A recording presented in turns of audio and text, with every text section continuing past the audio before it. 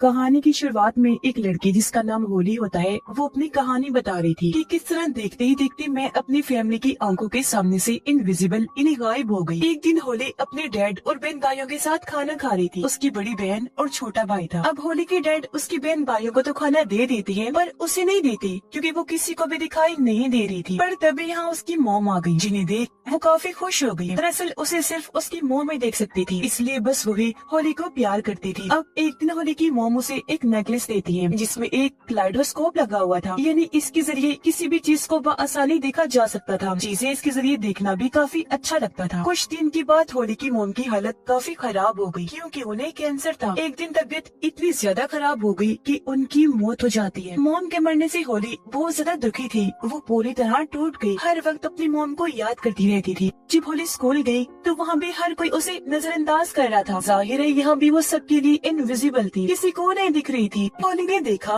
कि मेरी फैमिली मेरे कमरे को किसी स्टोर रूम की तरह इस्तेमाल कर रही है। वहाँ उन्होंने फजूल सामान रखा हुआ था, जो देखकर होली काफी टूट गई। उसे समझ नहीं आ रही थी कि इन हालात में क्या करूँ। होली का भाई दरअसल बेसमेंट में रहने लगा। उसे वीडियो आर्ट का काफी शौक था, जिसमें वो माहिर भी था। इसका ही पूरा सेटअप उसने वहाँ कर रखा था। होली की बहन ने भी शादी कर ली थी, जो अपने हस्बैंड के साथ हंसी खुशी रह रही थी। गरीब बात उसकी डैड की, वो अभी भी एक इंश्योरेंस कंपनी में जॉब किया करती थी। अब ये सारी फैमिली आज भी साथ ही रह रही थी, जिन्हें देखकर हालांकि होली खुश तो होती है, लेकिन इस बात से भी वो उदास थी कि इन लोगों में मैं नहीं हूँ। अब ऐसे ही घूमते भागते हुए एक दिन उसे एक बिल्डिंग में घर मिल जाता है, जहाँ वो रहना शुरू कर देती है। अब वो अपने इनविजिबल होने का फायदा उठाकर जासूस का काम करने लगी, जैसे कि सेलिब्रिटी और एक्ट्रेस वगैरह अगर किसी के साथ ताल्लुक भी होते तो ये उनकी तस्वीर बनाकर एक न्यूज रिपोर्टर को सेंड कर दिया करती थी, जिसके बाद वो होली को पैसे भिजवा दिया करता था। इनविजिबल होने की वजह से होली जहाँ चाहे जा सकती थी। शर्म, किसी को देखकर हिचकिचाना, कपड़े उसके लिए कोई मायने नहीं रखती थी। जाहिर है कोई उसे इस हालत में देख नहीं सकता था, तो इसलिए वो इस बात की परवाह नहीं करती थी। अब हमेशा की तरह एक दिन जब वो एक सेलिब्रिटी का पीछा कर रही थी उसके खिलाफ सबूत इकट्ठा करने के लिए, तो तभी एक बाउंसर जिसका नाम शेन होता है वो होली से टकरा जाता है, इसलिए उसने होली को पकड़ लिया। ये देखकर वो काफी हैरान रह गई क्योंकि उसकी मॉम के बाद ये दूसरा इंसान था जो होली को देख सकता था। इसीलिए शेन को लेकर होली के दिमाग में कई सारे सवाल थे, लेकिन वो किसी भी सवाल का जवाब दिए बगैर नजरअंदाज करके वहाँ से चला जाता है। वो घर आकर जब लेटी तो उसे याद आया कि मैंने बाउंसर शेन को कहीं देखा है, इसलिए वो फौरन अपने पास रखे एल्बम्स को चेक करने लगती है। उसे पता चला कि शेन धोखा देने वाले सेलिब्रिटीज में से एक है, जिसकी तस्वीर बनाकर उसने रिपोर्टर को सेंड की थी। इसलिए अब होली शेन के बारे में इंटरनेट पर सर्च करने लगती है, जहाँ उसे पता चला कि शेन काफी वक्त पहले पूरी दुनिया की फाइट का चैंपियन हुआ करता था, जिसका ताल्लुक एक मॉडल से था। दोनों एक दूसरे को पसंद करती थी, लेकिन होली की जासूसी की वजह से शेन का ये चक्कर सबके सामने आ गया। जो तस्वीर होली ने बनाई थी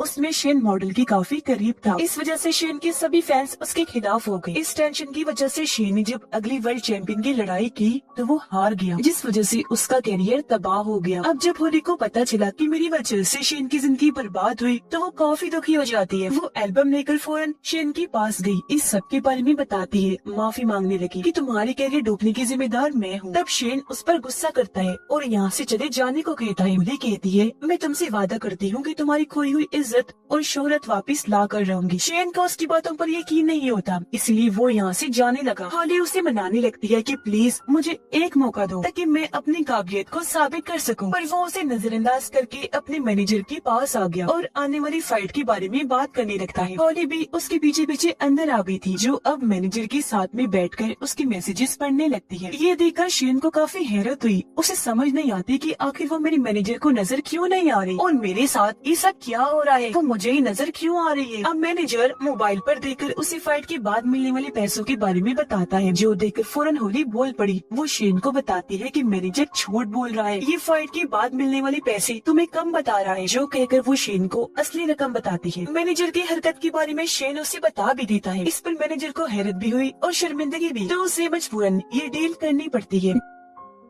ये दोनों बाहर आ गई। यहाँ शेन सच में होली की महारत देखकर काफी हैरान रह जाता है। पूछने पर होली उसे बताती है कि मैं सिर्फ तुम्हें ही नजर आ रही हूँ। ये सुनकर शेन काफी हैरान रह गया और वो होली की बातों पर यकीन नहीं करता। तब होली अपनी बातों को ठीक साबित करने के लिए सामने से आने वाली एक गाड़ी के आगे आकर खड़ी हो जाती है। इससे पहले गाड़ी उसे टकराती, शेन सामने आकर होली को पकड़ के साइड में कर लेता है। अपनी तरफ से उसने होली को बचा लिया था, पर ड्राइवर ने गाड़ी रोक दी, जो शेन को ही सुनाने लगता है, क्योंकि होली उसे कहीं भी दिखाई नहीं दे रही थी। इस बात से शेन को अब कहीं न कहीं लगने लगता है कि होली सच में सबको दिखाई नहीं दे रही। होली उसे कहती है, लगता है हम किसी वजह से एक दूसरे से जुड़े हुए हैं, तो हमें एक दूसरे की मदद करनी चाहिए। इस पर शेन उससे बात करने के लिए कहता है कि कल तो मेरे घर पर आ जाना, डिटेल से बात हम वहीं करेंगे। उसके वहाँ आने पर शेन का डॉग भी नहीं भौंकता, जो देखकर अब शेन को पूरी तरह यकीन हो गया था कि हाँ सच में वो इनविजिबल है। वो फिर होली को अपनी कहानी बताने लगता है कि जब मैं छोटा था तो मेरे सुतीले डैड ने घर से मुझे निकाल दिया था। घर से निकलने पर लोगों ने मुझे तंग करना शुरू कर दिया, जिस वजह से मैं हर वक्त परेशान रहने लगा। तब इस सब से बचने के लिए मैंने फाइट करना शुरू कर दी और बस तब से लेकर आज तक मैं फाइटर ही हूँ। वो फिर बताता है कि आज मेरी एक जगह पर फाइट है, जो देखने होली भी जाती है। लेकिन जब वो $300 के लिए शेन को लड़ता हुआ देखती है तो फाइट के बाद उसे कहने लगी कि तुम्हें इससे बड़े लेवल पर फाइट करनी चाहिए, क्योंकि तुम इतने काबिल हो कि तुम्हें उस मुकाबले की जरूरत है। जिस पर शेन कहता है, मगर मुझसे लड़ने के लिए कोई भी फाइटर तैयार नहीं है, क्योंकि मेरी फाइट में कोई भी टिकट नहीं खरीदेगा। ये सुनकर होली जब घर आई तो इंटरनेट पर मशहूर फाइटर्स की लिस्ट को चेक करने लगती है। उसे एक ऐसे फाइटर के बारे में पता चला जिस पर नशे की दवाई लेने का इल्जाम था। ये देखकर होली इंटरनेट से नशे की उस दवाई की तस्वीर लेकर उस फाइटर को सेंड करती है। ब्लैकमेल करने लगी कि अगर तुमने शेन से फाइट ना की तो मैं इस बारे में सबको बता दूंगी। जिसके बाद वो शेन के पास आ गई। थोड़ी ही देर में शेन के पास उसकी मैनेजर की कॉल आई, जो उसे बताता है कि वो फाइटर तुम्हारे साथ फाइट करने के लिए मान गया है, जो नशे वाली दवाई के इल्जाम में था, जिसने पहले शेन से फाइट करने से मना कर दिया था। पर अब होली की ब्लैकमेलिंग का उस पर असर हो गया तो वो मान गया था। अब ये काफी बड़ी खुशखबरी थी, जिससे शेन काफी हैरान भी था, साथ ही खुश भी। और अब कुछ दिन के बाद होने वाली शेन की इस फाइट का चर्चा हर जगह होने लगता है, जिस वजह से वो भी काफी जोश और दम से फाइट की तैयारी करने लगता है। और अब आखिरकार वो दिन आ ही गया जब इनकी फाइट थी। रिंग में आकर दोनों लड़ने लगे, बुरी तरह एक दूसरे को पीट रहे थे। होली भी ये फाइट पास से देखना चाहती थी, लेकिन उसे भीड़ भाड़ में जाना पसंद नहीं था, इसीलिए वो शेन के घर बैठकर ही फाइट देख रही थी। फिर आखिरकार शेन इस फाइट को जीतकर सबको हैरान कर देता है। जीतने के बाद जब वो घर आया तो होली से मिलकर काफी खुश हो जाता है। ये दोनों अब जब खाना खा रहे थे तो शेन होली से उसकी वजूद के बारे में पूछता है कि आखिर इनविजिबल होने की वजह क्या है, तुम क्यों किसी को नहीं दिखती। जिस पर होली उसे बुरा भला कहने लगी, क्योंकि उसे लग रहा था कि शेन मेरी बेइज्जती कर रहा है। पर शेन उसे गले से लगाता है, कहने लगा कि देखो मैंने ये साबित कर दिया है कि मैं तुम्हारा मजाक नहीं उड़ा रहा। ये दोनों गले से लगे ही हुए थे कि तभी एक कैमरामैन आकर इनकी तस्वीर बना लेता है, क्योंकि शेन के साथ वहाँ होली का बस शैडो साया ही नजर आ रहा था। ये देख शेन जल्दी से भागा ताकि उसे पकड़ सके, लेकिन कैमरामैन वहाँ से भाग चुका था। पर इससे शेन को परेशानी नहीं हुई, क्योंकि उसे तो ये लग रहा था कि होली तस्वीर में नहीं आई होगी। लेकिन अगले दिन होली जब खुद को एल्बम में देखती है तो काफी खुश हो गई, क्योंकि वहाँ उसका शैडो था जिसके गले शेन लगा हुआ था। ये देखकर होली काफी खुश हो गई कि चलो कम अज कम मेरा शैडो तो कहीं पर आया। जबकि शेन अपनी अगली फाइट के लिए एक कॉन्फ्रेंस में आया हुआ था। यहाँ सारे लोग उससे ये सवाल कर रहे थे कि वो शैडो वाली लड़की कौन है जो तुम्हारे साथ तस्वीर में थी। उनकी बातों को नजरअंदाज करके शेन उठा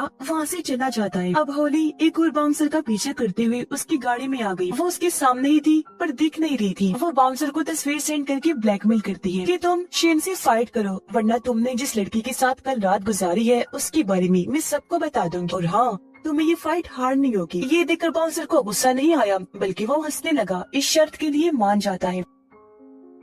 रात को होली जब शेन के साथ थी तो तभी यहाँ उसकी दोस्त इन्हीं मॉडल की कॉल आई, जिसके साथ ही शेन की बदनामी हुई थी। वो उसकी आने वाली फाइट के लिए हौसला अफजाई करती है, साथ ही पिछले फाइट जीतने पर मुबारकबाद भी देती है। अब जब होली को ये पता चला कि शेन की दोस्त मॉडल फिर से उसकी जिंदगी में आ रही है तो होली काफी उदास हो गई, क्योंकि कहीं न कहीं वो शेन को पसंद करने लगी थी। जिसके बाद फाइट का दिन आ गया जहाँ शेन आसानी से बाउंसर को हरा देता है। और अब होली शेन की फाइट की अफवाह एक काफी बड़े फाइटर के साथ उड़ाती है। उस फाइटर का नाम अटीला था। ये खबर मिलते ही अटीला का मैनेजर उसे इस बारे में बताता है, जिस पर अटीला शेन के साथ लड़ने से साफ साफ मना कर देता है। मौका पाकर होली अटीला के घर घुस गई थी। वो हर जगह उसे ब्लैकमेल करने के लिए कोई क्लू ढूंढने लगती है, लेकिन उसे वहाँ ऐसा कुछ भी नहीं मिलता। अब होली को अपने घर वालों की याद आ रही थी तो उन्हें देखने वो अपने घर गई। उसे पता चला कि मेरी बहन माँ बनने वाली है, लेकिन किसी वजह से वो ये बात अपने हस्बैंड को बताना नहीं चाहती। अब होली जब शेन से मिलने बार में गई तो वहाँ उसे मॉडल के साथ बैठा हुआ वाप आती है। ये देखकर वो काफी दुखी हो गई, यहाँ से जाने लगती है। तब उसके पीछे पीछे शेन भी आया। कहता है देखो होली,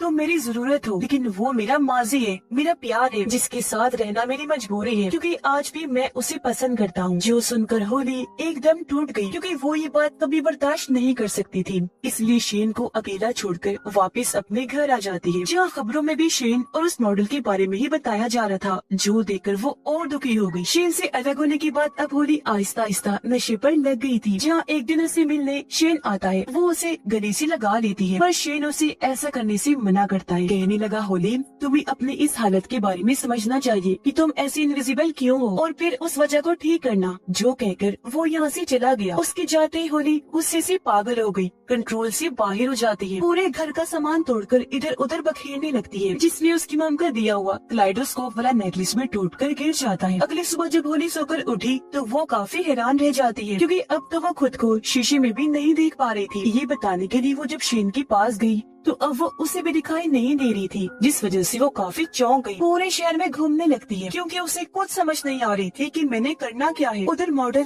शेन की ट्रेनिंग देकर काफी खुश हो जाती है। कहने लगी कि मुझे लगता है तुम इस बार अटीला से भी जीत जाओगी, क्योंकि हारने वाले लोगों से मैं ताल्लुक नहीं रखती। ये सुनकर शेन को अजीब लगा। वो कहता है कि अगर मैं हार गया तो क्या तुम मुझे छोड़ दोगी? वो बातों को टालने लगती है। अरे नहीं नहीं, मैं तो बस मजाक कर रही थी। पर क्योंकि शेन को उस पर शक हो रहा था, इसलिए वो यहाँ से चला जाता है। उधर होली ये फैसला करती है कि इससे पहले मैं हमेशा के लिए इनविजिबल हो जाऊँ, मेरा वजूद खत्म हो जाए, मैं आखिरी बार अपनी फैमिली से मिल आती हूँ। वो जब अपने घर गई तो पता चला कि उसकी बहन ने अभी तक अपने हस्बैंड को इस बारे में नहीं बताया कि मैं माँ बनने वाली हूँ। ये देखकर होली समझदारी से उसकी किट को अपनी बहन के हस्बैंड के सामने ले आती है, जिससे वो भी जान गया कि वो माँ बनने वाली है। उसे बहुत खुशी हुई, वो उसे गले से लगा लेता है। अब जब होली अपने भाई के पास गई तो उसने देखा कि कैमरा में मेरा भाई एक लड़की को देख रहा है, क्योंकि वो उसे पसंद करता था, पर अभी तक इस बारे में उसे नहीं बताया। ये देखकर होली जानबूझकर उस लड़की को नीचे गिरा देती है ताकि मेरा भाई उससे बात कर सके। ऐसा होता भी है। दोनों बातें करने लगे, इस तरह उनकी दोस्ती हो जाती है। अब वो अपने डैड के पास गई, जो दुखी नजर आ रही थी। उनकी आंखों में आंसू थे। होली देखती है कि लैपटॉप में डैड मॉम की तस्वीर देखकर उदास है, यानी वो उन्हें आज भी याद करते हैं। उसने फिर जब देखा कि डैड मॉम की कब्र पर जा रहे हैं तो वो भी उनके साथ साथ चली जाती है। वो फिर अपने डैड से माफी मांगकर शेन की फाइट देखने के लिए निकल जाती है, जबकि शेन फाइट में अटीला से काफी मार खाता है। ये देखकर होली को बुरा लगा, इसीलिए वो शेन की हौसला अफजाई करने के लिए रिंग में ही चली जाती है। वो शेन के हाथ पर अपना हाथ रखकर कहती है कि तुम घबराओ नहीं, मैं तुम्हारे लिए यहाँ पर मौजूद हूँ। अब पहले पहले तो होली शेन को नजर नहीं आती, लेकिन कुछ ही देर में वो शेन के साथ साथ सबको दिखने लगती है। पर इस बात से वो खुद अनजान थी, जल्दी से रिंग से बाहर आ जाती है ताकि वहाँ से शेन को सपोर्ट कर सके। तभी गार्ड उसके पास आ गया, और क्योंकि वो बिना टिकट के अंदर आई थी, इसलिए वो उसका बाजू पकड़ लेता है ताकि उसे बाहर निकाल सके। ये देखकर होली काफी चौंक गई कि ये मुझे देख पा रहा है, इसने मुझे हाथ भी लगाया। और अब शेन कुछ ही पॉइंट्स की कम होने की वजह से अटीला से फाइट हार जाता है। मैच खत्म होने के बाद मॉडल उसके पास आकर शेन को हमदर्दी दिखाती है, पर वो उसे कोई बात किए बगैर वहाँ से चला गया, क्योंकि अब वो होली को पसंद करने लगा था। इसलिए वो भागकर होली के पास गया, जहाँ गार्ड उसे निकाल रहे थे। शेन उनसे कहता है कि रुक जाओ, ये मेरे साथ है, और अब वो होली को गले से लगा लेता है। दोनों फिर से गले से लग गए। इसके कुछ दिनों के बाद होली अपने डैड के सामने गई, जहाँ वो अचानक उसे देखकर हैरान तो थी, साथ ही बहुत खुश भी हो जाती है और अपनी बेटे को गले से लगा लेती है। और इसी के साथ इस फिल्म की कहानी भी यहीं पर खत्म हो जाती है।